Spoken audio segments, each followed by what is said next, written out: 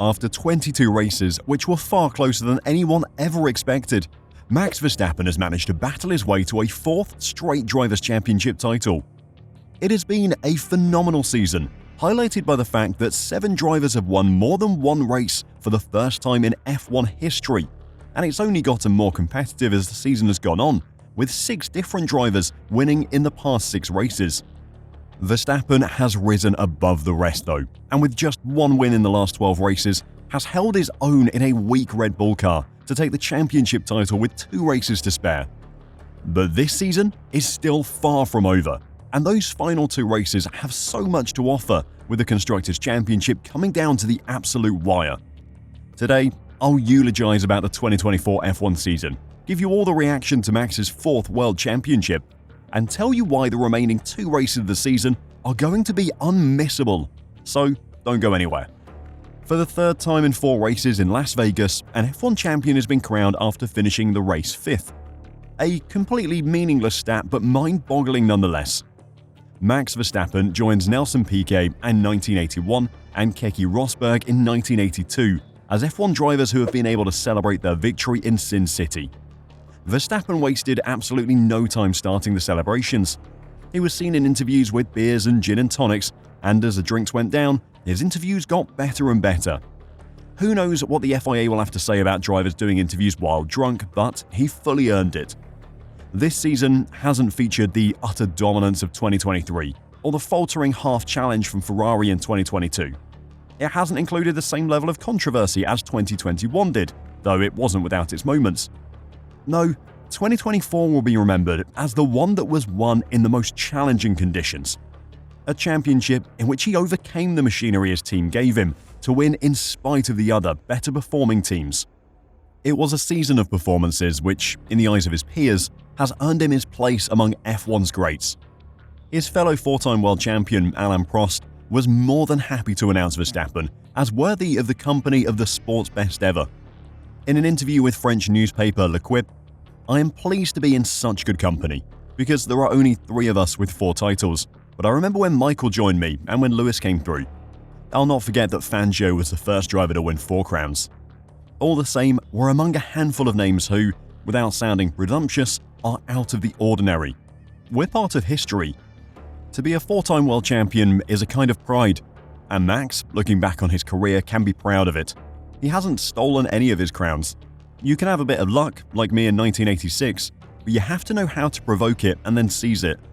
Max is not missing anything. Verstappen is clearly unique.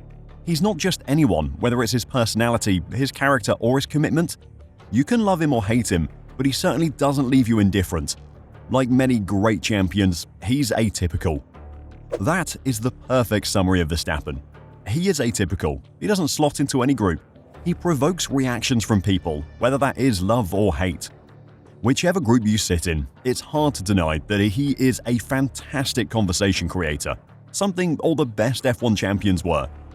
Opinions were always split on Schumacher due to the incredible aggression he would occasionally display on track. Vettel divided audiences just as Hamilton did. Verstappen has done the exact same. Only the most hardened critics will deny that Verstappen was a worthy champion this season though. Asked if this title was Max's hardest so far, Prost said that 2021 may have been more challenging, as Lewis and Max would both have been worthy champions. Speaking of this season though, he said, "Only he can say, I don't know what his car was really worth. He's had to fight hard, and I think he's shown some very fine things. A lot of confidence, a lot of serenity. Even when he complains, but he's always done it, he did it with less annoyance. That's the mark of a more accomplished champion." Do you think this was his hardest fought championship so far? Or is the recency bias taking away from just how tough 2021 was? Let me know your opinion down below, and while you're there, if you haven't already, make sure to subscribe to F1 Reverse to catch your daily dose of F1 news. The praise for Verstappen's achievements came from across the grid. Every single one of Verstappen's peers recognized this performance for what it is, an almost flawless season from a driver who did not have the best car for the majority of the year. Lando Norris, who ran him closest, said, "Massive congrats to him. He's deserved it. He's not put a foot wrong the whole year. That's a strength of his. He has no downsides, no negatives. When he's had the quickest car, he dominated races."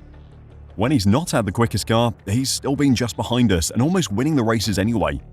He's not had any bad races all year. He's just driven as Max has always driven, which is perfectly, and you can't fault him anywhere.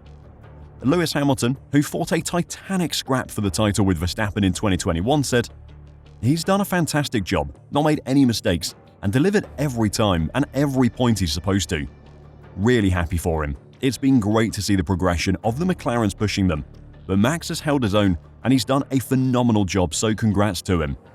As the plaudits for an entire season of incredible performances came in, Verstappen didn't miss the opportunity to crack a few jokes at the expense of his critics. To Zach Brown, whose driver has come closest to challenging Max for the title this season, Verstappen said, "Like you said before, I can only win it in the fastest car. This year has been a little bit different."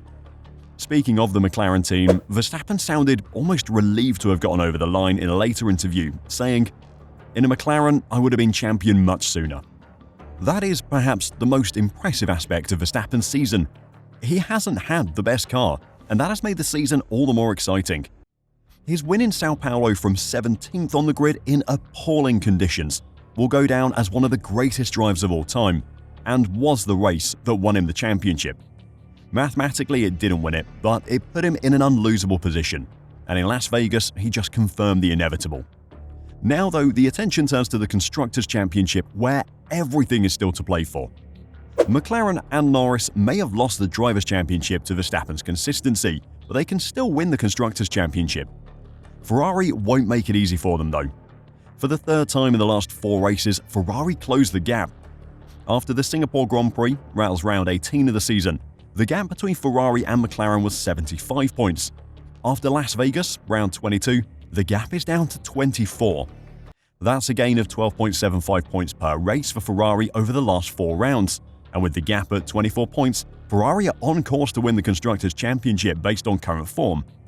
Of course, that is a very small sample size, extrapolated far beyond what is reasonable, but the evidence is there. Ferrari are outperforming McLaren, and with just 2 races left, it is still anyone's game. Neither team has won a championship since 2008, when Lewis Hamilton, driving for McLaren, won the Drivers' Championship, and Ferrari won the Constructors. 2 historic teams with incredible stories of success who've fallen on hard times. This year, one of them will break that losing streak, and calling who is all but impossible at this point. Further down, there are still positions and pride to fight for, as well as tens of millions of dollars in prize money. Alpine's incredible double podium in Brazil upset the standings, but they might just be able to hold on to 7th place ahead of VCARB, though they'll be hoping that Red Bull's second team, who are only 4 points off moving ahead of them, will make mistakes, because Alpine have almost no chance of securing any more points this year. Ahead of both, a resurgent Haas team led by Io Komatsu are just 1 point better off than Alpine, but thanks to Nico Hülkenberg's incredible form, they'll be favourites to hold that position. Hülkenberg's 4 points finishes in 5 Grand Prix, as well as a sprint race point, has powered his team toward what could be a best finish since 2018. With Toyota on board as well, the future is very bright for Haas. Now it's your turn. What do you think the final Constructors' Championship will look like? Let me know your thoughts in the comments down below, and if you want to support the channel, make sure to check out our merch store at f1reverse.com.